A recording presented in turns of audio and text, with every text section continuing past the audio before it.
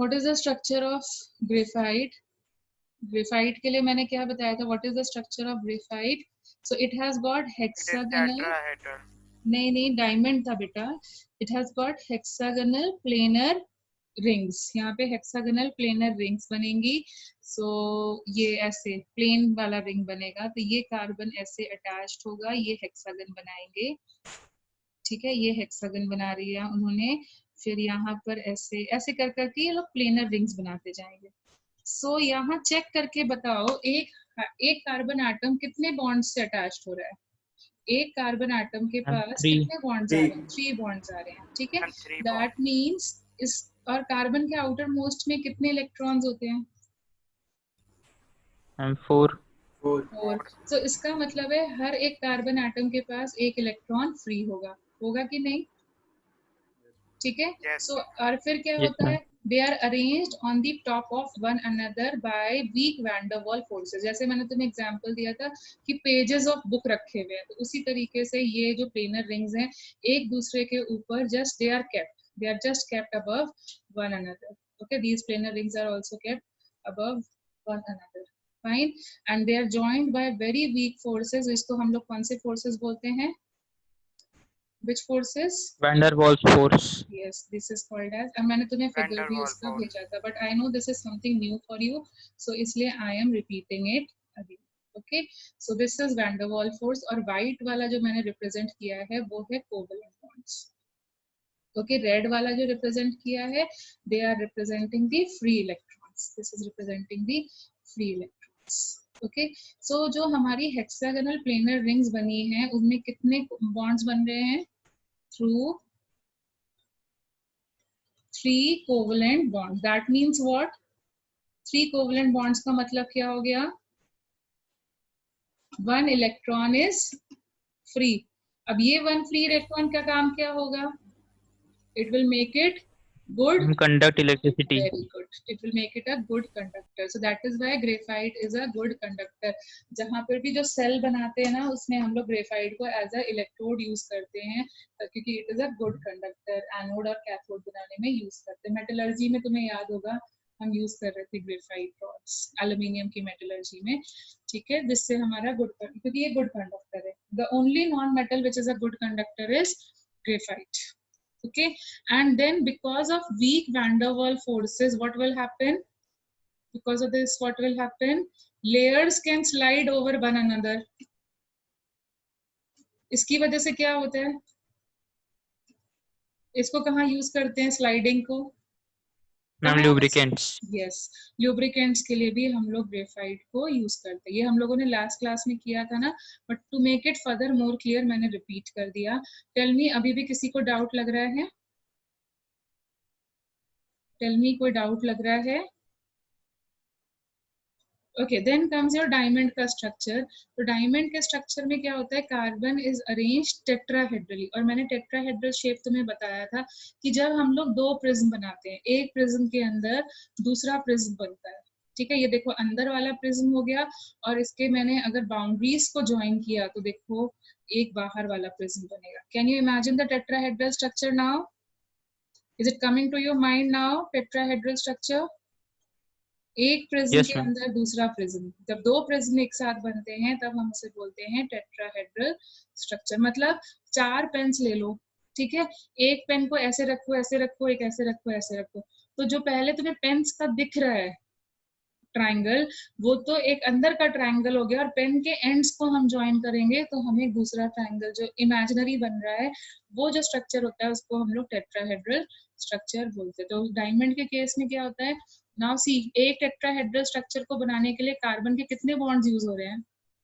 एक tetrahedral structure को बनाने के लिए कार्बन के कितने बॉन्ड्स यूज हो रहे हैं? मतलब यहाँ हर एक कार्बन के 4 बॉन्ड्स। फिर से देखो, इस वाले मिडिल वाले को देखो, इसको देखो, इसको देखो, ये देखो, ये मिडिल वाले को देखो, क्योंकि एक्चुअली मैं पूरा नहीं बना पा रही हूँ, पूरा नहीं बना पा रही हूँ, ये आगे भी एक्सटेंड हो रहा होगा, it will be extended further also. ऐसे कर करके ना ये किसी और के लिए ऐसे एक्सटेंड हो रहा होगा, तो हर टाइम 4 बन रहे होंगे। ओके, ये हम लोग ये सब के सब ऐसे एक्सटेंड हो रहे होंगे। Okay, everyone will be connected like this, fine. So in this case, carbon is attached tetrahedrally. तो tetrahedral का मतलब है there are how many covalent bonds? And 4. 4 covalent bonds. 4 covalent bonds का मतलब क्या हो गया? 4 covalent bonds का मतलब क्या हो Free गया? electrons. There is no free electron. So will it be a good conductor? Will it be No, a ma'am. no, it is not a good conductor. It is a bad conductor. ठीक है. दूसरा चीज, क्या इसकी layers एक दूसरे पे slide कर सकती हैं? क्या इसकी No, ये ma'am. लेयर नहीं कर सकती? क्यों? क्योंकि No, इनके ma'am. बीच में स्ट्रॉन्ग कोवलेंट बॉन्ड आ रहा है. देखो ये स्ट्रॉन्ग कोवलेंट बॉन्ड है. वैन डर वाल्स होते तो इसलिए जो कार्बन होता है वो कैसा होता है? Hard. In fact it is the hardest substance. क्यों है हार्डेस्ट सब्सटेंस? बिकॉज जो टेट्राहेड्रल स्ट्रक्चर बन रहा है वो स्टेबिलिटी को बढ़ाता है, उसको जल्दी तोड़ नहीं सकते. इसीलिए हमारी जितने भी टावर्स है, मोबाइल के टावर्स देखो, वो भी तो एक तरीके से टेट्राहेड्रल बनाए जाते हैं. क्या करते हैं? ट्रायंगल्स टाइप बनाते हैं ना. मोबाइल के टावर्स इमेजिन करो. एक सेवेंथ वंडर भी है, वो पेरिस वाला, मुझे नाम हमेशा पता नहीं किस के पूरा है, तो वो उसमें भी ऐसे देखो बने हुए हैं. देखो जितने भी बड़े बड़े टावर्स होते हैं उनमें, इवन तुम कार्ड से जो टावर्स बनाते हो उसमें भी हम लोग ऐसे ही टेट्राहेड्रल स्ट्रक्चर डालते हैं कि नहीं डालते हैं? प्रिज्म वाला स्ट्रक्चर डालते हैं कि नहीं डालते हैं? Yes, ma'am. डालते हैं. Yes, ma'am. ओके. सो ये हमारी स्टेबिलिटी को इंक्रीज कर रहा है.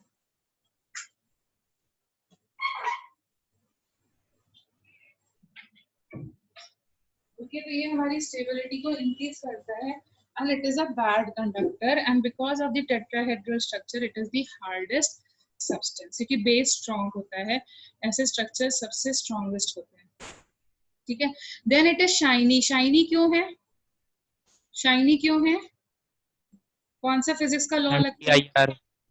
Yes, total internal reflection. जो लाइट आ जाती है वो बाहर निकल नहीं पाती है क्योंकि सारे एंगल्स पे होते हैं, तो इसलिए वो शाइनी लशरस होता है.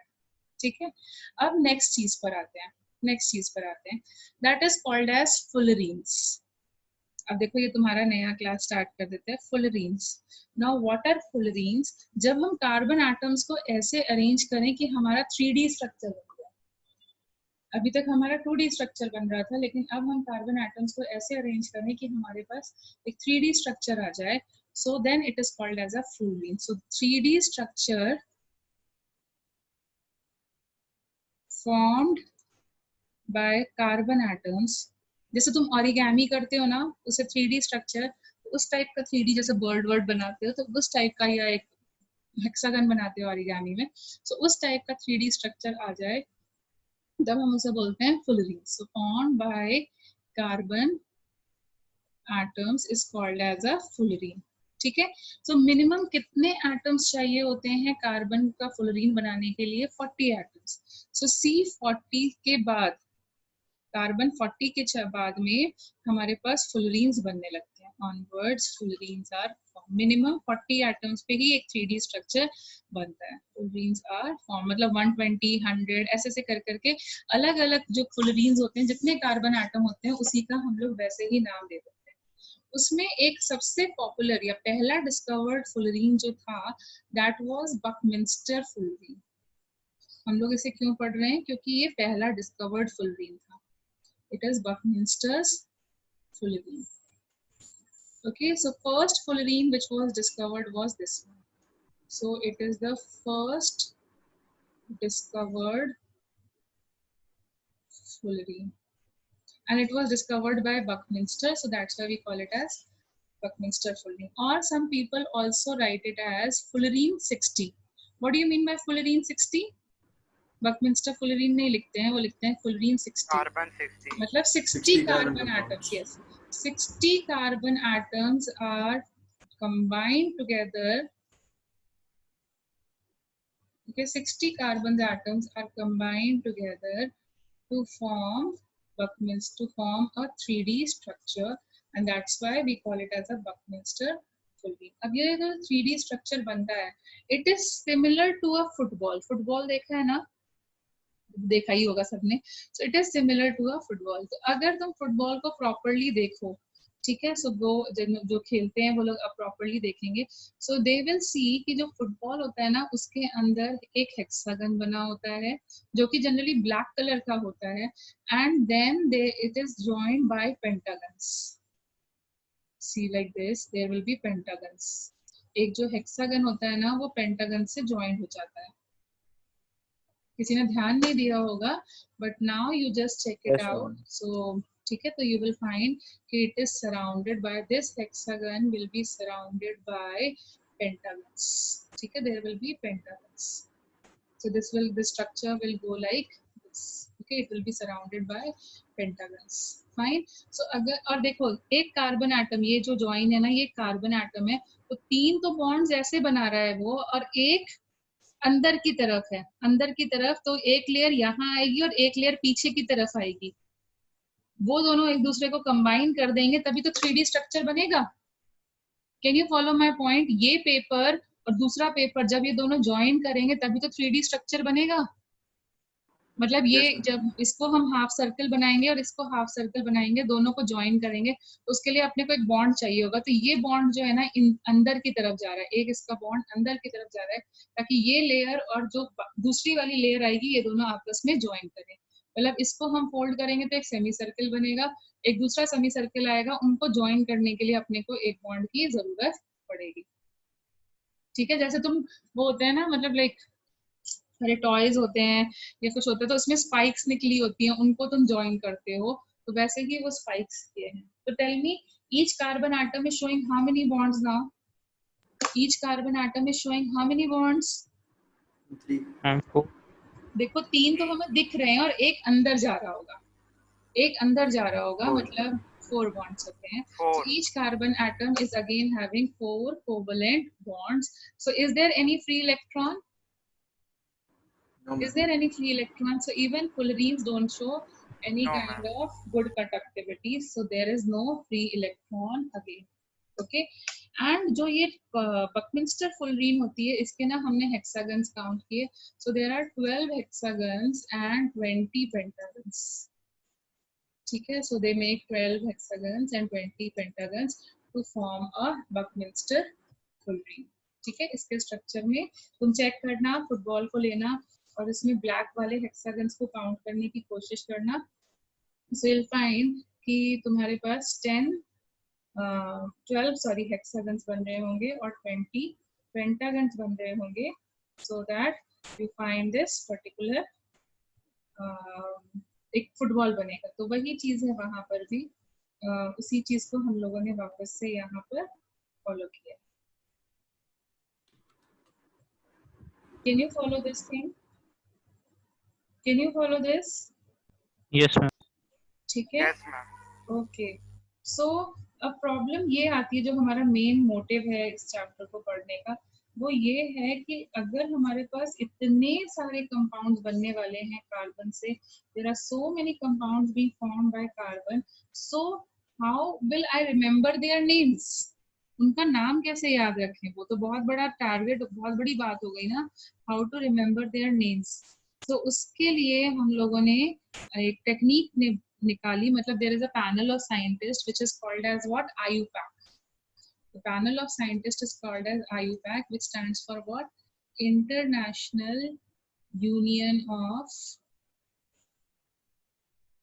Pure and applied chemistry. तो जब भी हमें केमिस्ट्री में कुछ प्रॉब्लम आती है तो ये काउंसिल ऑफ साइंटिस्ट होते हैं जो डिसाइड करते हैं कि कौन सी चीज सही होती है. अप्लाइड केमिस्ट्री, कौन सा मॉडल सही है, कौन सी थ्योरी सही है, कौन सा चीज सही है, कौन सा साइंटिफिक पैटर्न अपने को फॉलो करना चाहिए, ये लोग डिसाइड करते हैं. This council decides. सो जब बहुत ज्यादा ऑर्गेनिक कंपाउंड डिस्कवर होने लग गए तो प्रॉब्लम यही आई कि भाई उनको नाम कैसे याद रखें, क्योंकि it's going to be a tedious task. So to make it easier, IUPAC ने अपने को क्या किया, एक तरीका दिया जिससे हम लोग उनका नाम याद रख सके. तो तुम्हारा क्या होता है, एक घर में कोई नाम होता है ना. ऋषभ, तुम्हारा घर में नाम क्या है? What is your pet name? What is your pet name? अच्छा नहीं बताओगे. Ujjwal, what is your pet name?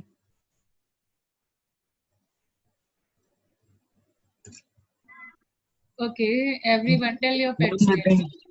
Okay fine by fine. So देखो तुम्हारा एक पेट नेम होता है और एक होता है जो तुम्हारा ऑफिशियली हम लोग याद रखते हैं, ठीक है.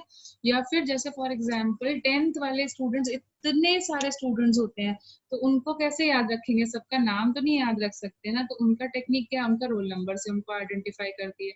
सीबीएसई या एसएससी तुम्हें कैसे आइडेंटिफाई करती है? By your roll number. Okay, so वही चीज है. ऐसे ही हमारा एक ऑफिशियल नेम होता है और एक मतलब कॉमन नेम होता है. तो जब हमारा आईयूपैक ने नेम्स नहीं दिए थे, तब हम लोग उनको जिस नाम से बुलाते थे उसको हम लोग बोलेंगे कॉमन नेम या फिर trivial names. Will call them as common names और दी ट्रिवियल नेम्स. और एक और तरीका होगा जिससे हम लोग उनका एक और वे होगा जिससे हम लोग लाइक उनको आइडेंटिफाई करेंगे जो आयु पैक ने दिया है. तो वो हमारा कौन सा नेम हो जाएगा? आयु पैक नॉमेनक्लेचर. तो ये कुछ कंपाउंड्स ऐसे होंगे जिनके दो दो नाम याद रखने पड़ेंगे. कौन कौन से? वैसे दूसरा नाम जरूरी नहीं होता, कंपलसरी नहीं होता याद रखना. IUPAC name is more compulsory to remember, ठीक है. तो वैसे क्या क्या नेम्स होने चाहिए? What are the two names? What are the two types of names? Ma'am common name and IUPAC name.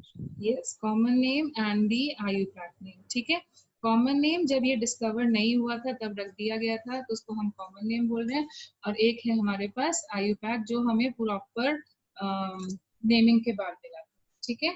So will move further now. चलो, उससे करने से पहले ना हम लोग एक चीज और करते हैं. सम बेसिक टूल्स कर रहे थे, तो कॉमन चीजें जो हमारे को काम आएंगी. सबसे पहली कॉमन चीज है degree of carbon.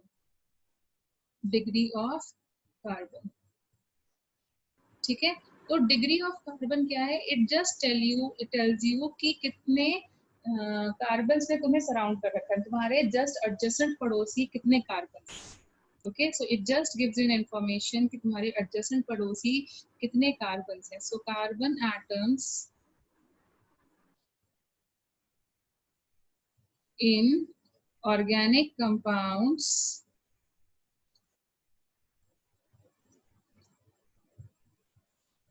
classified according to the number of carbon atoms, number of carbon directly linked to it, directly linked to it. तो वो उसको हम लोग डिग्री बोलते हैं. जैसे फॉर एग्जांपल हमारे पास एक कंपाउंड है ये, ठीक है. इस टाइप का एक कंपाउंड है. Sorry, this is a compound like this, H and ये and then ये and then this and then this. So see, देखो मेरी टेट्रा वैलेंसी कंप्लीट हो रही है. देन दूसरा कंपाउंड मेरा इस टाइप का है. ये मेरा कंपाउंड है, वो इस टाइप का है.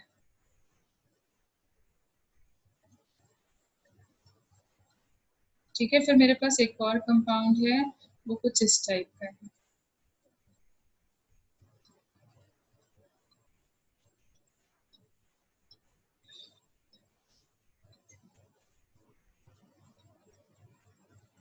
So see over here, अगर हम एक कार्बन को चूज करें, यहाँ पर एक किसी भी कार्बन को चूज कर लो, तो इस कार्बन के बताओ कितने और कार्बन पड़ोसी हैं?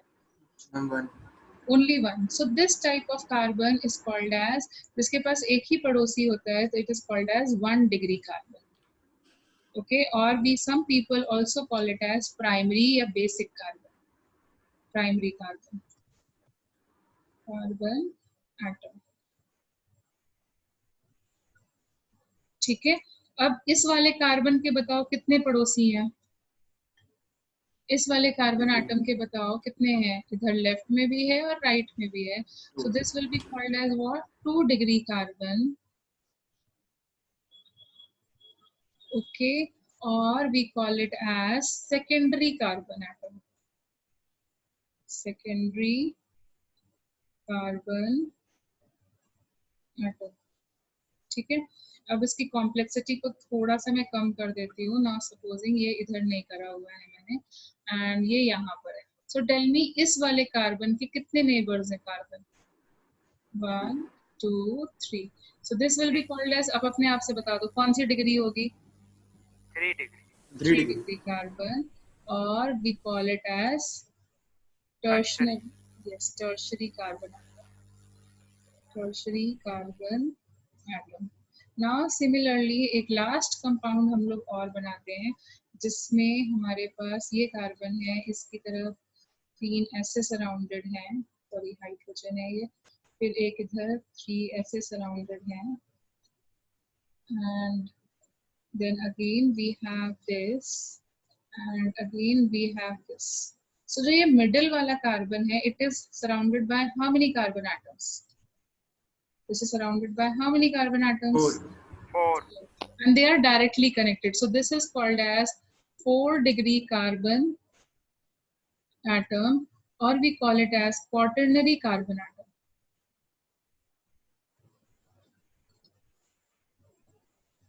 So is there any doubt? Anushka, tell me, Anushka, Adarsh, tell me, is there any doubt regarding the degree of carbon atom? जितने तुम्हारे क्लोज नेबर हैं उसके हिसाब से तुम डिग्री को डिसाइड करोगे. Is there any doubt regarding this? No, ma'am. Sure.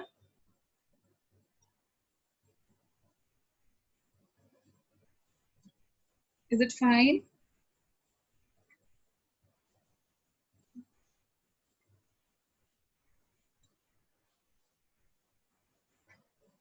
Okay. Now representation of a organic